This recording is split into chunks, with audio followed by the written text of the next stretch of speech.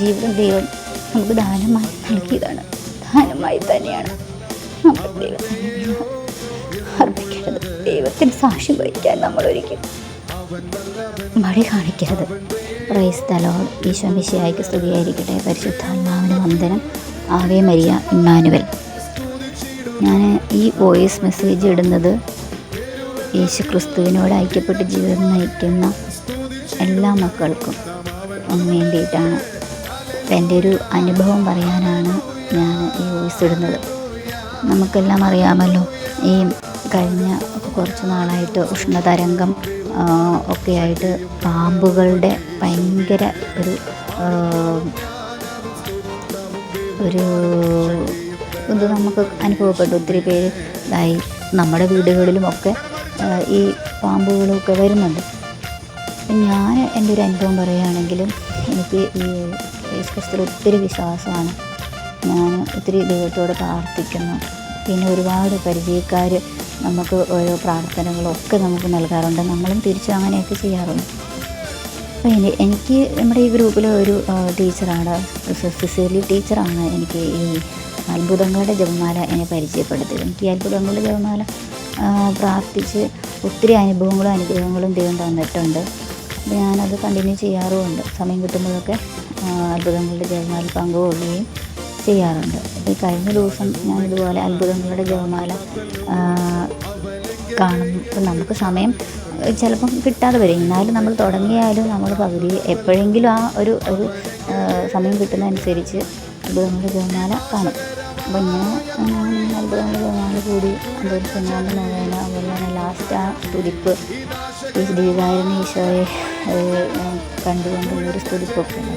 അപ്പം ഞാൻ ഈശോയെ ഇങ്ങനെ തൊട്ട് എപ്പോഴും പ്രാർത്ഥിക്കാവുന്നതോടെയും ഞങ്ങളെല്ലാവരും മാറി ഹസ്ബൻഡ് എല്ലാവരും ഇങ്ങനെ തൊട്ട് പ്രാർത്ഥിക്കാറുണ്ട്. കഴിഞ്ഞ ദിവസം ഇങ്ങനെ അത്ഭുതങ്ങളുടെ ജപമാല വെച്ച് പ്രാർത്ഥിച്ചപ്പം ഈശോയെ തൊടുമ്പോൾ എനിക്ക് കാണിച്ചു തരുന്നത് ഇങ്ങനെ ഒരു പാമ്പ് ഇങ്ങനെ പൊങ്ങി ഇങ്ങനെ നിൽക്കുന്നതായിട്ടാണ് കാണിച്ചു തരുന്നത്. അപ്പോൾ ഞാൻ ഓർത്തു എന്താണ് ഇങ്ങനെ. അപ്പം ഇടയ്ക്ക് പാമ്പ് ഇങ്ങനെ കാണാറുണ്ട്, കുളിമുറിയിലൊക്കെ ഇങ്ങനെ കാണാറുണ്ട്. അപ്പോൾ ഞാനിങ്ങനെ പ്രാർത്ഥിച്ചു. അപ്പോൾ അന്ന് അത് കഴിഞ്ഞ് അവിടെ ഒക്കെ നോക്കി, നമ്മുടെ ടോർച്ചൊക്കെ അടിച്ച് എല്ലാ സ്ഥലവും നോക്കി. അതൊന്നും കണ്ടില്ല. പിറ്റേ ദിവസം ആയപ്പോഴത്തേക്കും ഇതുപോലെ തന്നെ ബാത്റൂമിൽ ടോയ്ലറ്റിൻ്റെ അവിടെ, നമുക്ക് പുറത്താണ് ടോയ്ലറ്റ്, പുറത്ത് നമ്മൾ അത്യാവശ്യം എല്ലാം നോക്കിയൊന്നും കാണണമെന്നില്ല. പക്ഷെ ഇത് കഴിഞ്ഞ് നോക്കുമ്പോൾ അവിടെ ചെറിയൊരു ബക്കറ്റ് ഉണ്ട്. അതിൻ്റെ മറവിൽ ഇങ്ങനെ ഒരു നിഴല് പോലെ ഒരു സംഭവം ഇങ്ങനെ പൊങ്ങി നിൽക്കണം. ഞാൻ ഓടി. അപ്പം ശരിക്കും പറഞ്ഞു കഴിഞ്ഞാൽ ദൈവത്തിൻ്റെ ഒരു അനുഗ്രഹമാണ്. നമ്മൾ എന്താ പറയുന്നത്, നമ്മുടെ ഈ ജീവിതവും നമ്മുടെ ജോലി ആയിക്കോട്ടെ, സമ്പത്തായിക്കോട്ടെ, ധനമായിക്കോട്ടെ, ഒന്നും നമ്മുടെ സ്വന്തമല്ല. എല്ലാം ദൈവം നമുക്ക് തരുന്നതാണ്.